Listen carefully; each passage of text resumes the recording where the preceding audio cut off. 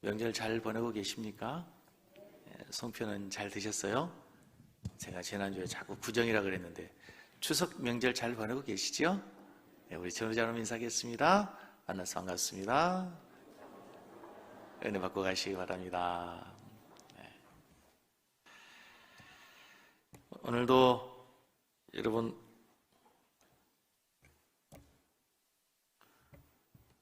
오늘도 우리 예배를 통해서 하나님께서 영광을 받으시고 또 여러분들에게는 하나님이 들려주시는 음성이 들려지는 시간이 되기를 소원합니다.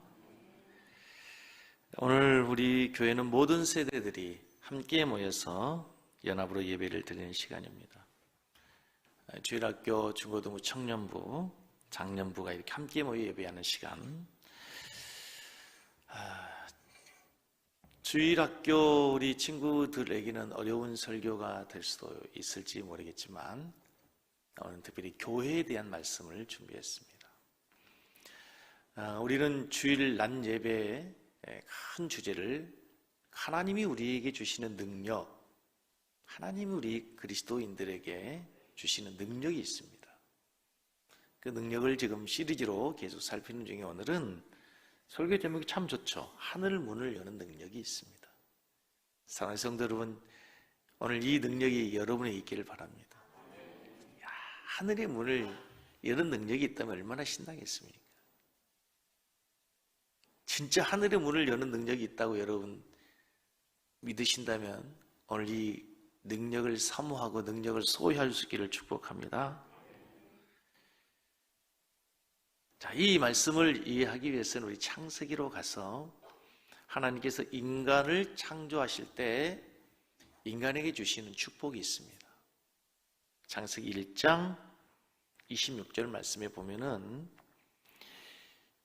하나님이 그들에게, 여기서는 그들이라고 하는 것은 바로 25절에 보면은 사람을 남자와 여자로 만드셨어요. 사람을 만드시고 사람들에게 복을 주시며 하나님이 그들에게 이르시되, 같이 읽습니다. 생육하고 번성하여 땅에 충만하라. 땅을 정복해라. 바다의 물고기와 하늘의 새와 땅에 움직이는 모든 생물을 다스려라. 하나님이 보시기에 심히 좋았더라. 하나님 보시기에 이 아름다운 세상을 인간에게 맡긴 거예요. 하나님 형상으로 지은 그 인간에게 이 아름다운 세상을 잘 가꾸고 보존해라. 다스리고 통치해서 하나님의 창조의 질서가 유지되도록 해라. 인간에게 주신 축복이었어요. 그리고 인간에게 사명이 주어진 거죠. 그런데 인간이 타락하죠. 하나님의 뜻을 저버리고 하나님처럼 되겠다고 하는 사단의 유혹에 넘어가서 하나님을 반역합니다. 하나님으로부터 저주를 받죠. 그래서 죄로 말미암아 죽게 된, 죽음의 형벌을 받게 된 인간들에게 주어지는 고통이 창세기 3장 16절에 보면은 여자에게는 잉태하는 고통과 해산의 수고가 주어지게 됩니다. 남자는요, 땅이 저주를 받아서 이제 가시덤불과 엉겅퀴를 내고 남자들이 땀 흘리는 수고를 해야만이 먹고 살 수 있게 되는 거예요. 그러니까 노동의 수고가, 원래는 노동이 형벌이 아니었는데 이제 땀 흘려야 되는 인간의 수고가 주어지게 됩니다. 인간의 이 죄악이 점점 자라죠. 그래서 세상의 죄악의 관영함을 보고 하나님이 더 이상 참을 수 없습니다. 하나님이 사람 지으셨음을 후회했다. 옛날 성경에는 한탄하셨다. 그래서 홍수로 쫙 멸망시켜버립니다. 유일하게 구원받은 가족이 있습니다. 누굴까요? 노아의 가족. 그리고 노아의 가족이 이제 노아의 홍수 이후에 하나님에게 축복을 받게 됩니다. 하나님 주신 사명이 주어집니다. 창세기 9장 1절을 같이 함께 보시겠습니다. 하나님이 노아와 그 아들들에게 복을 주시며 그들에게 이르시되 생육하고 번성하여 땅에 충만하라. 땅의 모든 짐승과 공중의 모든 새와 바다의 물고기가 너희를 두려워하며 너희를 무서워하느니 이것들을 너희 손에 붙였음이니라. 창세기 1장에서 인간에게 주셨던 그 축복이 똑같이 누구에게 주어져요? 노아에게 주어져요. 그러니까 지금 제가 말씀하려고 하는 핵심적인 내용은 뭐냐면 하나님이 인간에게 복을 주셨어요. 그 복이 뭐냐면 땅을 다스리고 통치해서 하나님이 만드신 이 세상을 하나님의 통치가 임하도록, 하나님의 질서가 유지되도록 이 세상을 잘 다스려라. 그 인간에게 주신 복이었어요. 그것이 아담에게 주어지고 그것은 인간에게 축복이면서도 사명이 된 거죠.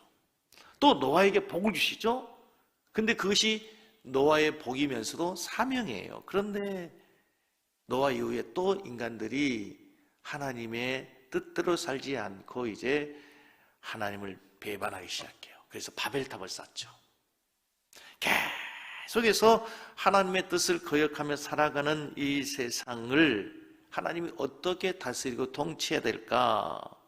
하나님이 세상을 만드신 목적대로 세상을 축복하는 것이 필요했어요. 인간이 더 이상 세상을 축복할 수 없으니까, 세상의 축복의 통로가 될 수 없으니까, 사람이 더 이상 하나님의 뜻을 분별하지 못하고 더 이상 하나님의 통치를 실현할 수 없으시니까, 여전히 세상을 사랑하시는 하나님께서 세상을 축복하기 원하셔요. 그래서 인간이 이제 하나님의 축복을 받을 수 없는 길에 이르자 하나님이 만드신 기관이 있어요. 그게 뭘까요? 바로 교회라고 하는 거예요. 교회는 하나님이 세우신 유일한 기관이에요. 국가를 하나님 만들지 않으셨어요. 하나님이 세상에 만드신 두 개의 기관이 있어요. 가정과 교회밖에 없어요. 가정과 교회는 하나님이 친히 만드신, 하나님이 친히 세우신 이 땅의 유일한 기관이에요.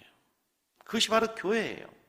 그 교회는 세상을 하나님께서 만드신 목적대로 다스리고 하나님의 질서가 통치가 유지되도록 하는 하나님의 축복의 통로이고 하나님께서 우리 인간에게 주신 가장 귀한 축복이에요. 인간에게 가장 큰 축복이 뭔가 하면요, 창조의 질서대로 사는 거예요. 왜 지금 자연이 이렇게 화가 났어요? 그 창조의 질서를 파괴하니까. 제가 하나 예언하건데요, 얼마 전에 왔던 그 흰남노 태풍보다 아마 더 강력한 태풍이 올 거예요. 파키스탄에는 지구의 국토의 3분의 1이 잠기는 홍수가 며칠 동안 계속되면서 엄청난 재앙이 왔어요. 제가 예언 하나 할게요. 더 큰 재앙이 올 거예요. 왜? 점점 지구가 아파. 점점 지구가 화가 났어요. 하나님 만드신 질서, 하나님 만드신 창조를 거역한 인간에게는 그 엄청난 형벌이 오게 되어 있어요. 수없이 경고해요. 하나님의 창조의 질서를 회복해야 됩니다. 하나님 만드신 창조의 질서를 어긋나면 인간에게 재앙이 닥칩니다. 수많은 사람들이 외쳐요. 그 대부분의 사람들이 크리스찬들.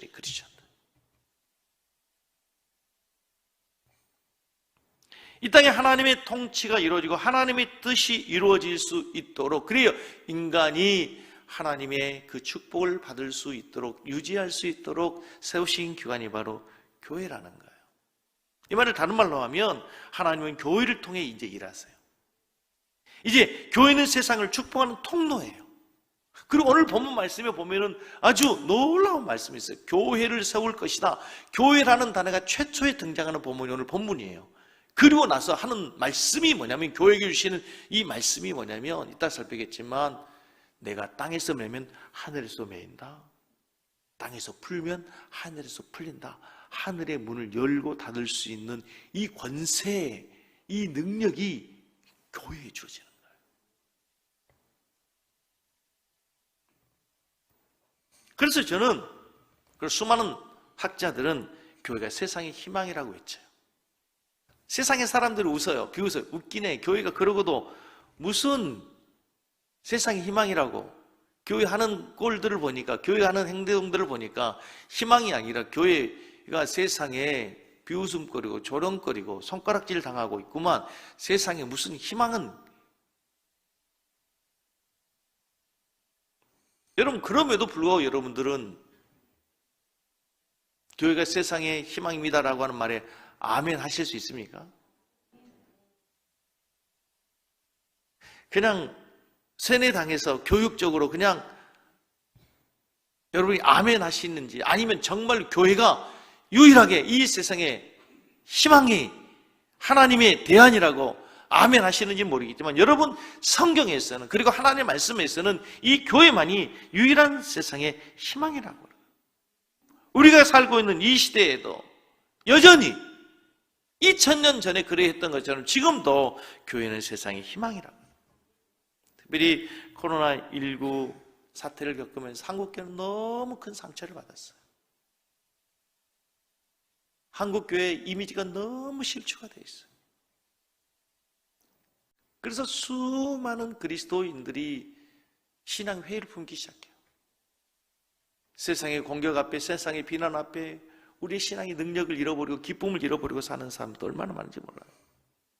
여러분 보십시오. 왜 세상 사람들이 교회를 이토록 비판할까요? 그 내용을 자세히 보면요, 그들이 예수님을 비판하는 거 아닙니다. 그렇죠? 그들이 우리가 믿는 성경이 잘못되었다고 비난하는 것도 아닙니다. 지난 138년 전 한국 기독교회가 시작되면서 기독교의 역사가 잘못되었다고, 이 땅에 복음이 들어온 것이 잘못되었다고, 실수였다고 비난하는 것이 아니라 교회를 비판하는 거예요. 교회를 이루고 있는, 더 정확하게 말하면 교회를 이루고 있는 그리스도인 한 사람 한 사람들이 그리스도인답게 살지 못하는 것을 비난하고 공격하는 것이지, 예수님을, 우리가 믿는 성경 말씀을 비난하는 것이 아니라는 거예요, 여러분. 물론 우리는 목사인 입장에서 때로는 억울하다고 세상에 대해서 항거하고 변명할 수도 있어요. 뭐든지 우리가 잘해보려고 했고, 그동안에 우리가 했던 수많은 일들은 보지 않고 왜 한 번의 실수만을 가지고 우리를 그렇게 격려하고 우리에게 박수 쳐주지 못하고 비난하느냐고, 아니 너희들은 뭐가 그리 잘나느냐고 변명하고 항거할 수도 있어요. 아니 그러면 교회만 그렇고 세상에 너희들은 그렇게 깨끗하고 잘나느냐고 우리가 오히려 역으로 공격할 수 있단 말이죠. 그러나 우리는 그것에 앞서서 스스로 질문해야 돼요. 스스로 답해야 돼요. 정말 교회는 여전히 세상의 희망이 될 수 있는가?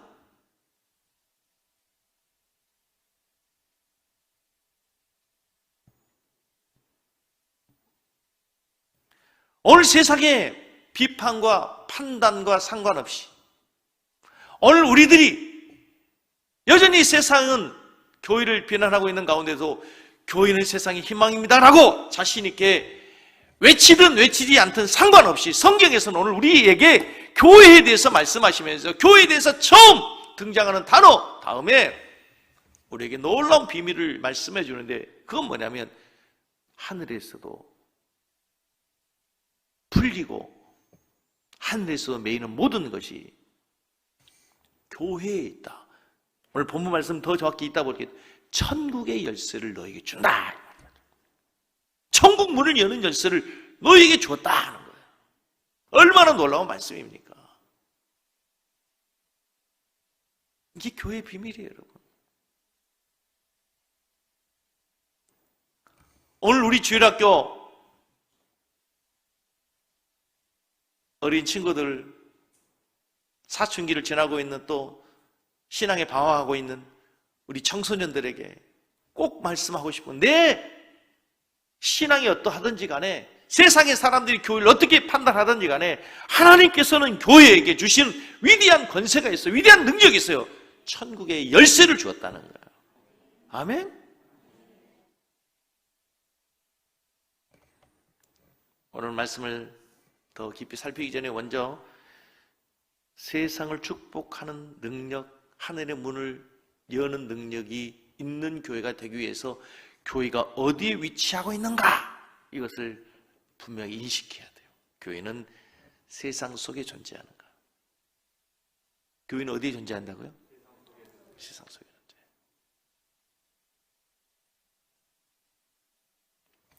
오늘 본문 속에서 여러분들이 그냥 지나가면 안 되는 이 본문의 배경을 우리가 이미 잘 알고 있으니까 예수님께서 어느 날 16절에 보면은 가이사라 빌립보 지방에서 13절 예수께서 빌립보 가이사라 지방에 이르러서 제자들에게 인자를 사람들이 누구라고 묻느냐 물었어요. 어디에서? 가이사라 빌립보 지역에서. 그때 이제 제자들이 사람들이 예수님에 대해서 세례 요한 더러운 선지자 중에 하나라고 합니다. 너희는 나를 누구라고 하느냐? 베드로가 위대한 신앙의 고백을 하죠. 주는 그리스도시요 살아계신 하나님 아들입니다. 그리고 나서 예수님께서 내가 너희 위에 교회를 세울 것이다. 너희 위에 교회를 세울 것이다. 교회를 세운다고는 말씀이 나오는데 그 교회를 어디다 세우는가? 교회가 세워지게 되는 위대한 신앙의 고백이 어디에서 이루어지는가 하면 가이사라 빌립보에서 이루어지는 거예요. 가이사라 빌립보 이 도시는 어디에서 이루어지게 되냐면 가이사 필립 황제, 로마의 황제를 뭐라고 그래요? 가이사라고 그러죠. 가이사 필립 황제의 공적을 기리기 위해서 세워진 도시 이름이 가이사라 빌립보예요. 우리나라 행정수도 제2행정수 세종, 그 세종은 세종대왕을 기리기 위해서죠. 저기 충무 가면 충무공 이수신 장군을 기리기 위해서 붙여진 도시 이름이 충무라는 도시죠. 그런 것처럼 로마의 황제들은 자기의 업적을 기리기 위해서 도시 이름을 자기 황제 이름으로 바꿨어요. 그러나 아무 도시에나 황제 이름을 붙일 수는 있는 건 아니죠.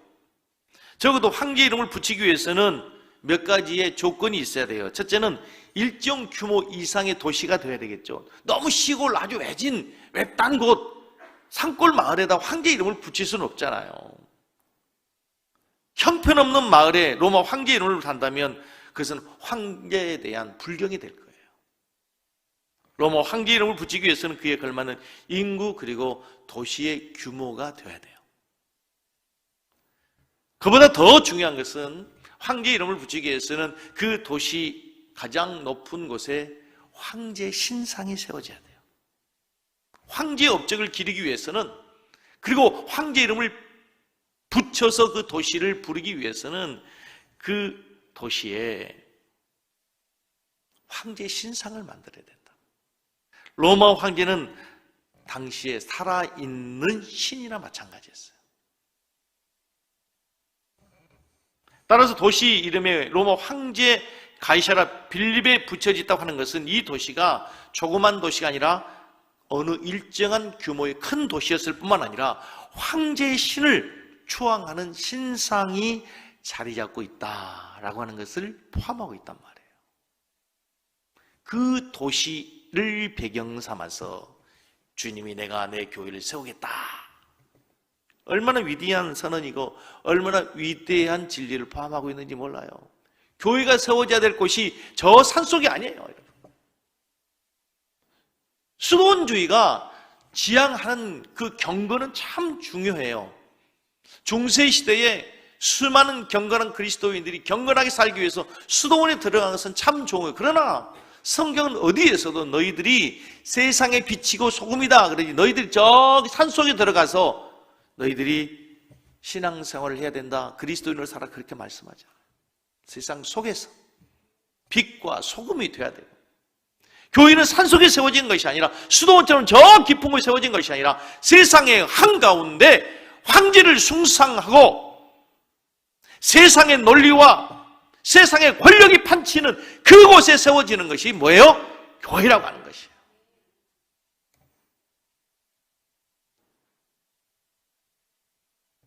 당시의 기록들을 찾아보니까 당시에 역사가들의 기록에 의하면 그 가이사라 빌립보 지역에는 수리아의 바알 숭배, 바알 귀신을 숭배하는 바알 신전이 14곳이나 있었어요. 뿐만 아니라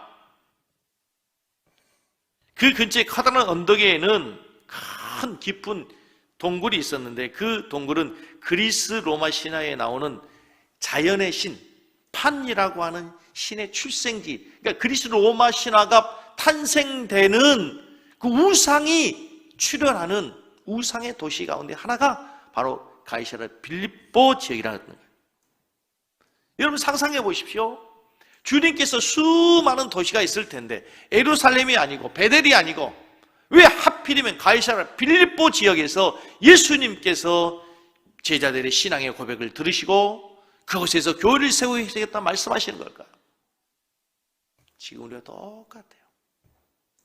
세상의 논리가 판을 치고 세상의 권력, 황제를 숭배하는 황제의 권력이 판치는 그 가이사랴 빌립보, 우상을 숭배하는 우상의 신전이 있는 세상의 쾌락을 즐기는 바알의 귀신을 숭배하는 그 신전들이 14개나 있는 세상의 쾌락이 판치는 곳, 그곳에 교회가 세워져야 된다는 거예요. 혹시 우리 성도님들 명절만 되면 너무너무 신앙의 갈등을 겪으면서 영적 전쟁을 치르라고 고생하고 있는 많은 성도님들이 계실 거예요. 신앙을 지키기 위해서 나는 제사할 수 없다고, 나는 절할 수 없다고, 나는 우상을 숭배할 수 없다고, 나는 하나님을 믿는 신앙인이기 때문에 나는 이 길을 가야 된다고 신앙 때문에 눈물 흘리는 수많은 성도들이 있을 거예요. 그래요. 우리의 신앙이 거기에서, 우리의 교회가 거기에서 세워져야 되는 거예요. 우리의 믿음의 선진들은 바로 그렇게 신앙을 세웠어요. 그렇게 교회를 지켰어요. 저희 집에도 처음 저희 어머니가 예수님 믿을 때 얼마나 많은 핍박과 얼마나 많은 아픔이 있는지 몰라요. 그런 핍박 속에서 여러분, 마치 가이사랴 빌립보 지역에서 황제의 우상이 있고 바알 귀신을 숭배하는 14개의 신상이 있는 그곳, 로마, 그리스 로마 신화의 그 우상의 근거가 있는 그곳에서 교회가 세워지는 것처럼 우리의 신앙이, 우리의 교회가 바로 그곳에서 세워져야 될 줄로 믿습니다. 주는 바로 그곳에서 내 교회를 세울 것인데 음부의 권세가 이기지 못할 것이다. 내가 이 반석 위에 내 교회를 세우리니 음부의 권세가 이기지 못하리라. 얼마나 역설적인 하나님의 선언입니까? 초라한 12명의 제자들, 갈릴리 촌놈들, 아무것도 배운 것이 없는 일자무식인 가진 것 없는 그들과 함께 교회를 세우는데 음부의 권세, 세상의 권세가 이기지 못하는 든든한 교회가 될 것이다. 여러분, 우리가 교회가 부흥하지 못하고 승리하지 못한 이유를 세상이 너무 악하기 때문이라고 얘기할지 모릅니다. 이 세상의 시대적인 문화가, 사조가 너무나 반기독교적이고 비호의적이기 때문에 교회가 어렵다고 얘기할지 모르지만, 하지만 가이사랴 빌립보에서 교회가 처음 세워질 당시의 상황은 우리의 핑계를 무색해 한단 말이죠. 자, 그 다음에 중요한 것은 여러분, 이 교회가 세상을 축복하는 통로가 되고 하늘의 문을 여는 능력 있는 교회가 되기 위해서 가장 중요한 것은 무엇이냐? 교회가 교회로서의 사명을 다하기 위해서 교회에게 가장 중요한 것은 이 신앙의 고백이 분명해야 된다는 거죠. 따라서 하겠습니다. 신앙 고백이 분명한 교회. 베드로가 뭐라고 얘기합니까? 너희들은 나를 누구라고 하느냐? 사람들은 이렇게 저렇게 얘기합니다. 세례 요한, 더러운 예레미야, 선지자 중에 한 사람이라고 합니다. 그거 상관없이 너희는 나를 누구라고 하느냐? 베드로 고백합니다. 주는 그리스도시오. 16절에 주는 그리스도시오. 살아계신 하나님 아들이십니다. 여러분, 이 신앙의 고백이 있어야 진짜 교회가 되는 거예요. 이 신앙의 고백이 분명한 사람들을 통해서 교회는 건강한 교회가 되고 살아있는 교회가 되고 능력 있는 교회가 되고 세상을 축복하는 교회가 되고 하늘의 문을 열 수 있는 능력 있는 교회가 되는 줄로 믿습니다.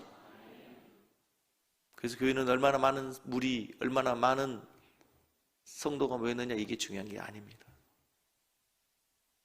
이게 중요한 게 아니에요. 정말로 얼마나 많은 사람이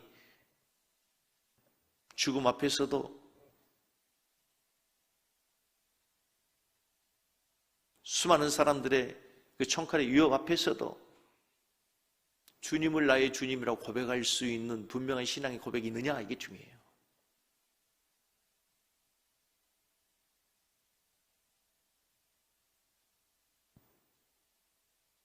그 고백이 없으면 음부의 권세 앞에, 세상의 권세 앞에, 세상의 공격 앞에 우리 신앙 흔들리고 말 거예요. 교회는 무너지고 말아요.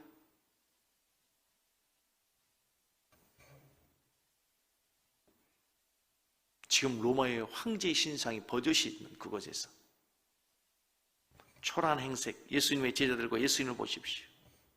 얼마나 몰골이 별 볼 일 없었겠습니까? 걸치고 있는 누더리 같은 옷,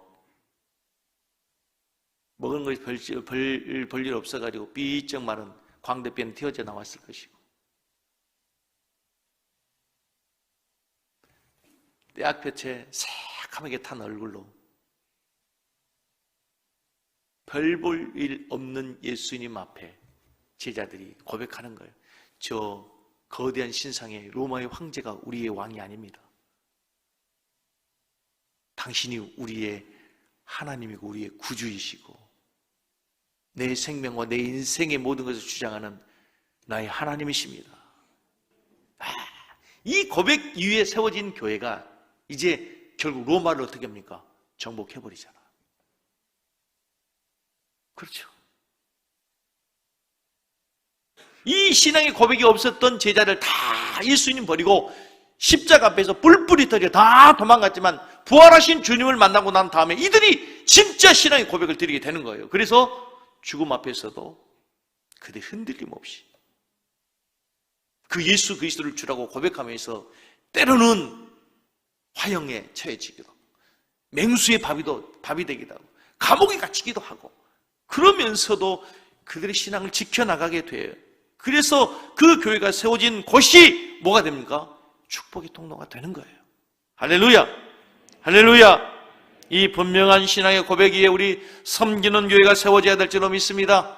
이 분명한 신앙의 고백 위에 여러분의 신앙도 세워져야 될 줄로 믿습니다. 그때에 교회 본질로 돌아가야 우리에게 천국의 열쇠가 주어지게 되는 거예요. 19절을 우리 다 같이 한번 읽겠습니다. 이 말씀을 다 같이 한번 시작. 내가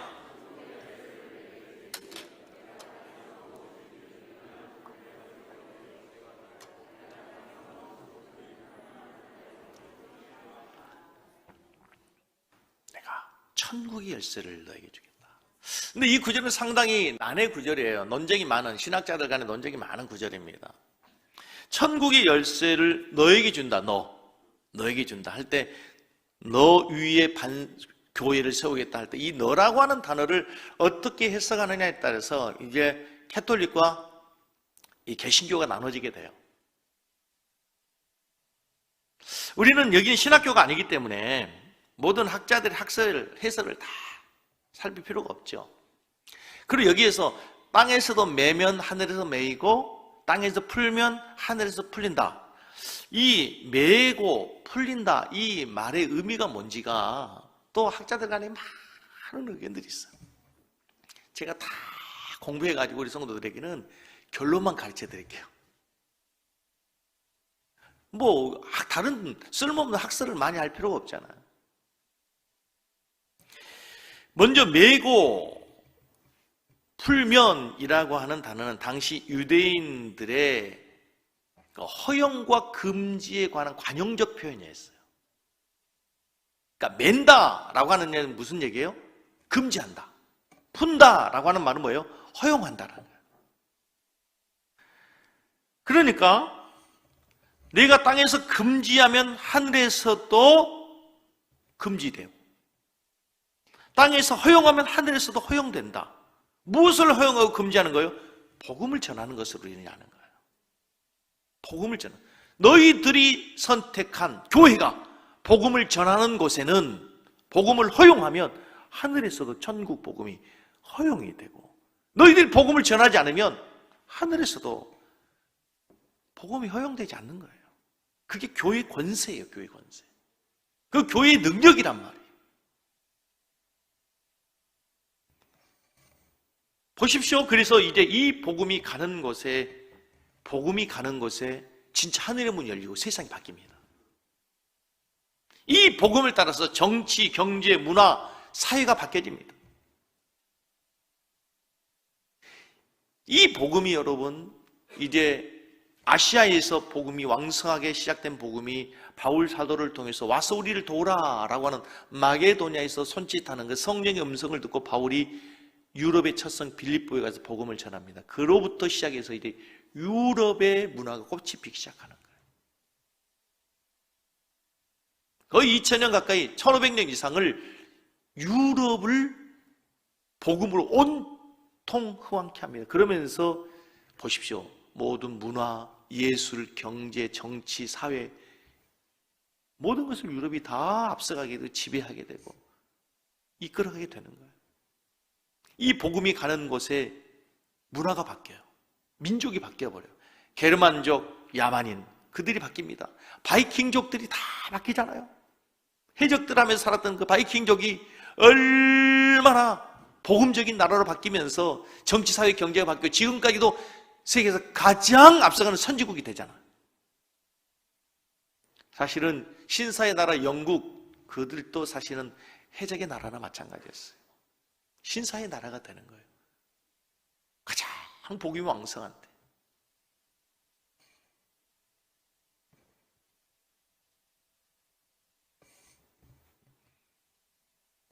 이 복음이 가는 곳에 진짜 하늘의 문이 열려요. 굳이 우리나라도 얼마나 많은 우상의 나라였습니까, 여러분? 어쩌다 우리나라 이렇게 잘 사는 나라가 됐습니까? 생각해보면 정말 놀라운 일이에요. 기가 막힌 일이에요. 교회가 세워지는 것에 민주주의가 자연스럽게, 인권이 자연스럽게 성장합니다. 에베소서는 교회론을 다룹니다. 교회론. 교회가 무엇인가를 가르쳐주는 가장 중요한 성경이 에베소서입니다. 여러분 말씀을 드리면 에베소 1장을 보시면서요, 여러분 에베소 1장을 쭉 보면 모든 구절마다 대부분 다 그리스도 안에라는 단어가 등장합니다. 엔 크리스토, 영어로 in Christ. 그리스도 안에서 우리를 예정하시고 우리를 구속하시고 우리를 부르시고 우리를 영화롭게 하시고 모든 은혜와 축복, 하나님의 모든 구원의 모든 것들이 그리스도 안에서 우리에게 주어진다. 다 그리스도 안에서 주어진다요. 그런데 2장 3장을 오면서요, 교회라는 단어와 그리스도라고 하는 단어가 혼용이 돼서 같이 씁니다. 그러다가 에베소서 3장에 와서는요, 어떻게 되냐면 그리스도 안에 주어진 은혜와 축복이 3장 20절과 21절 말씀에 보면 이렇게 나와요. 우리 가운데서 역사하신 대로 우리가 구하거나, 역사하신 능력도 우리가 구하거나 생각하는 모든 것에 더 넘치도록 하나님 우리에게 넘치도록 우리에게 주시는, 구하는 것, 생각하는 것보다 더 넘치도록 우리에게 주시는 좋으신 하나님인데,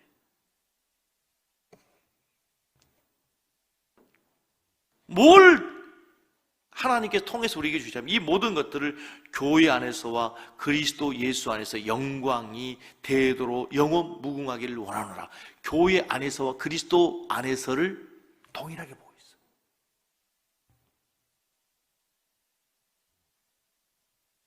제가 목사이기 때문에 교회를 잘 섬기세요라고 얘기하는 것이 아니라 하나님의 교회를 이렇게 그리스도와 교회로 하나로 보는 거예요.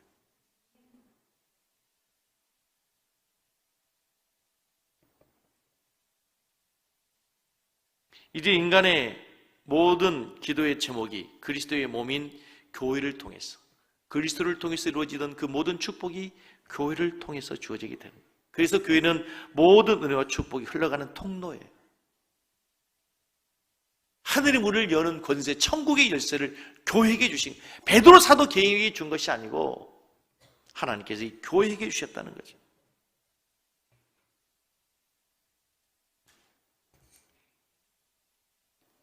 지금 세계가 러시아의 우크라이나 침공으로 해서 참 너무 많은 어려움을 겪고 있습니다.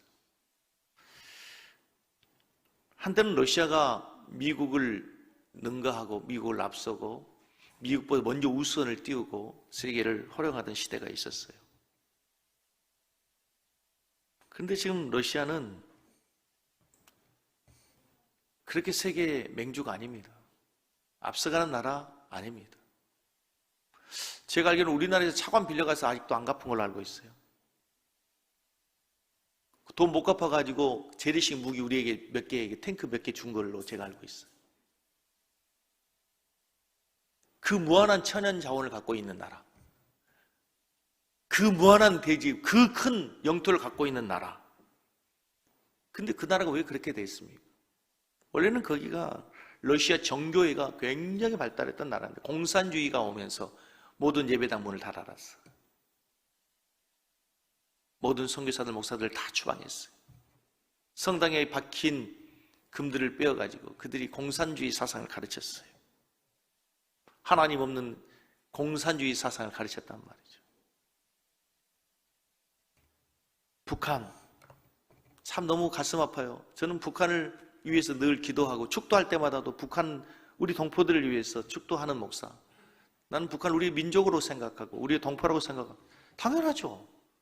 북한에 고향을 두고 오고 북한에 부모, 형제를 두고 온 얼마나 많은 우리 형제들이 있습니까?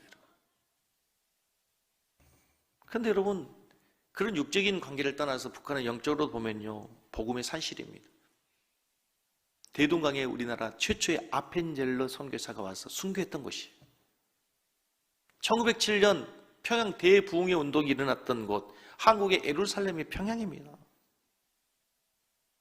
근데 어쩌다 저 나라가 저렇게 됐습니까? 하나님 없는 공산주의 사상.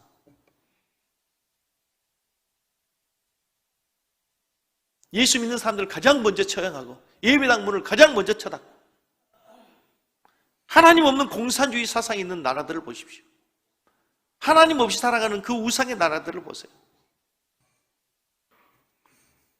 여러분, 바른 복음을 전하면 교회가 바른 하나님의 복음의 말씀을 본질적 사역을 잘 감당하면 교회가 세워진 그 세상의 문화는 달라지고 그 나라의 모든 환경이 바뀌어지게 되는 줄로 믿습니다. 그런 면에서 한국교회는 참 너무 감사해요. 한국교회는 선교 초기부터 예수를 믿는다는 것은 새로워지는 것이요, 새롭게 사는 것이다, 세상을 새롭게 만드는 것이다, 선교사들이 가르쳤어요. 단순히 예수 믿고 너 혼자 구원받은 것이 아니라 바르게 살고 그래서 바른 세상, 새로운 세상을 만드는 것이다. 그래서 예수를 믿으면 가장 먼저 첫날부터 술, 담배를 끊었어요. 우상 미신을 타파하고 미신적 신앙을 다 내버리고 떼어먹은 돈 갚고 머슴들을 함부로 대하지 않고 가족으로 대하기 시작했어요. 교회에서부터 그것을 실천했어요. 신분을 타파했어요. 여성들에게 인권을 신장하기 위해서 선교사들이 먼저, 죄송해요, 제가 그랬던 게 아니라 암탉이 울면 집안이 망한다, 여자들을 가르치고 하면 뭐 여자가 뭐 하면 뭐 한다, 그런 사상을 깨면서 여성들에게 먼저 글을 가르치기 시작했어요. 학문을 가르치기 시작했어요. 하나님 말씀을 가르치기 시작했어요. 너희들도 하나님의 형상대로 지음받은 소중한 사람들이다. 너희들도 하나님의 나라를 위해서, 이 나라 조국을 위해서 뭔가를 하며 살아야 된다 가르치기 시작했어요.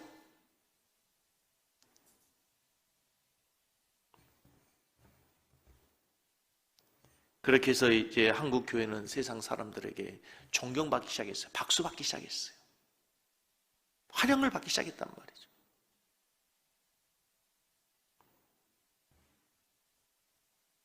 여러분, 할 말이 너무너무 많지만 여러분, 교회가 세워진 곳에는 정말 하늘의 문이 열리고 아름다운 세상이 만들어집니다. 아프리카 선교제에 가서 보았던 잊을 수 없는 일이 있어요. 우리 이정희 선교사님, 참 너무 귀하게 사역 잘하시는 훌륭한 선교사님. 그런 친구가 있다는 게 너무나 자랑스럽고 너무나 감사. 선교사들의 유명한 얘기가 있습니다. 30시간 이상을 타서 선교사들이 아프리카까지는 갈 수 있어요. 우간다까지는 갈 수 있어요. 케냐까지, 이디오피아까지 갈 수 있어요. 다 수도에 머물러 있어요. 안전을 위해서 여러 가지 이유로. 근데 그 수도에서 정말 낙후된 오지로 가서 선교 사역을 실제로 감당하는 것은 선교사들에게 더더욱 어려운 거예요. 왜냐하면 안전 있죠. 자녀 교육 있죠. 근데 우리 이정희 선교사님은 그 수도 캄팔라에서 6시간 걸리는 그 오지에서 한국 사람 한 사람 놓는 곳에 생활을 해요. 베이스 캠프를 만들고 교회를 세우고 얘들은 현지인들과 똑같이 손으로 밥을 먹으면서 똑같은 옷을 입고 똑같은 학교에서 똑같은 생활하면서 이들이 성장하고 자랐어요. 거기서 몇 시간 더 가면 이제 콩고 지역이 나와요. 콩고. 내전으로 분쟁이 일으키는, 전쟁 때문에 서로 동족끼리 죽이는 그런 내전이 있는 곳에서 정말 생명을 유지하기 위해서 피난 나온 아이들을 잡아서, 잡나니 붙잡아서 성경을 가르치고 의식을 깨우고 복음을 전하고 제자를 만들어요. 신학교를 보내고 목사가 되게 하고 또 고향으로 가게 해요. 그곳에 또 교회를 세워요. 학교를 세워요. 무엇이 이 모든 일을 가능하게 하는 거예요? 그 세워진 곳에 정말 태어나서 한 번도 사람처럼 대우받아보지 못한 그 사람들에게 복음을 전하고 교회가 사랑을 주고 그 아이들이 글씨를 가르치고 문명을 깨우치고, 보십시오 여러분, 하늘의 문을 여는 능력이 교회에게 있는 거예요.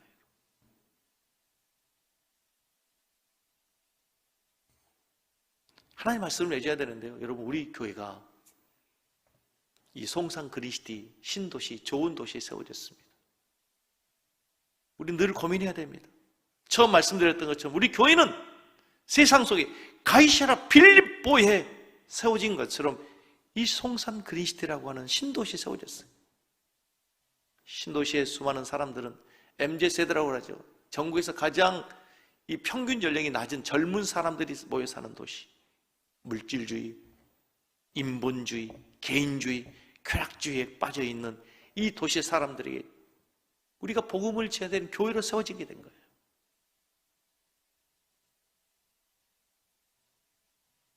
더 이상 신을 의지하지 않아도 모든 것이 가능해진 이런 편리한 세상을 살아가고 있는 현대주의로 물들어 있는 이 세대 가운데 우리 교회가 세워진 거예요.